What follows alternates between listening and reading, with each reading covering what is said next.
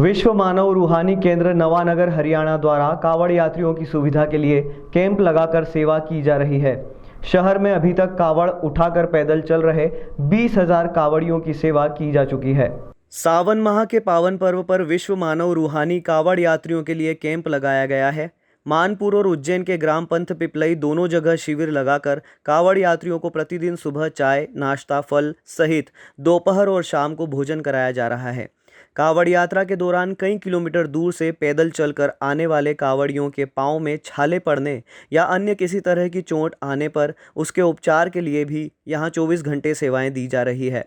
यहां कावड़ियों की सेवा के लिए डॉक्टर, 2 पैरामेडिकल स्टाफ, 2 फार्मासिस्ट के साथ ही 38 सेवादार लगातार सेवाओं में जुटे हुए हैं।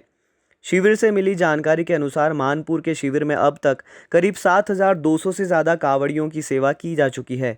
यहां 1,600 कावड़ियों का डॉक्टरों द्वारा इलाज किया गया है। उज्जैन कैंप में 20,000 से ज़्यादा कावड़ियों की सेवा और 8,000 से ज़्यादा का उपचार किया जा चुका है। यहां जुटे सेवादार द्वारा इलाज किया जा रहा है। यहां कावड़ियों को निःशुल्क दवाइयां भी प्रदान की जा रही है। शिविर से जुड़े सेवादारों ने बताया कि संत बलजीत सिंह द्वारा कई स्थानों पर सेवा शिविर चलाए जा रहे हैं। इसमें अमरनाथ यात्रा, अयोध्या में राम मंदिर मार्ग सहित विभिन्न तीर्थ क्षेत्रों में सेवादार अपनी सेवाएं दे रहे हैं।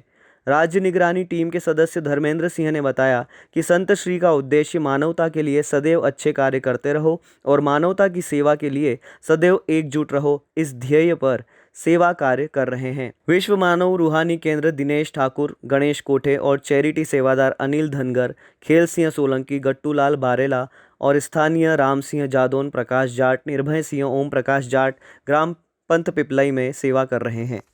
इनको देते हैं सर, ये हमारा जो मुख्यालय विश्व मानव रूहानी के नवानगर हरियाणा से, इसके प्रमुख हमारे गुरुदेव संत बलजीत सिंह जी महाराज जी, और ये पूरा हम जो कावड़ियर्स होते हैं उनके लिए ये लगाया गया कैंप। और ये यहाँ पर 22 जुलाई से 19 अगस्त तक पूरा श्रावण महीना है। और इसके साथ ही मानपुर जो इंदौर के पास है वहाँ पर भी 15 दिन का लगाया गया। क्या क्या प्रकल्प में लोग आप लोगों की सहायता करते हैं? कावड़ियों की किस तरह से यहाँ पे सुविधाएं दी जाती हैं उनको? सर, हमारे गुरुजी की शिक्षा है कि जो कावड़िए पवित्र जल लेकर महेश्वर, ज्योतिर्लिंग, ओंकारेश्वर से और इंदौर के मंदिरों से लेकर जो शिव जी के आते हैं, तो रास्ते में चलते काफ़ी शारीरिक दिक्कतें हो जाती, जैसे पैरों में छाले हो जाते, थकान हो जाती सारी, तो उनके लिए हमारे मुख्यालय की ओर से पूरा उनके लिए निःशुल्क चिकित्सा शिविर, आराम की व्यवस्था, भोजन और सब कुछ सुविधा रहती है। कितने सेंटर बनाए गए हैं इसके पूरे देश भर में जो सावन के श्रद्धालु आते हैं? देखा जाए तो पूरे भारतवर्ष में अभी हमारे 57 शिविर चल रहे हैं, जिसमें चंडीगढ़ और हरियाणा हो गया है, आपका उत्तर प्रदेश हो गया है, बिहार, राजस्थान और बैद्यनाथ जी का जो झारखंड है, कुल मिलाकर 57। और इसमें बाबा अमरनाथ जी में भी पिछले सालों से ये हमारा वहाँ पर लगाए जा रहे हैं। श्रावण मास के अलावा पूरे साल किस प्रकार के प्रकल्प आपके गुरुजी चलाया करते हैं? सर, हमारे गुरुजी की सच्ची शिक्षा है कि मानवता की सेवा करो, और जो ज़रूरतमंद है इंसानियत के नाते जो हम सब की सेवा करना हमारा दायित्व बन जाता है।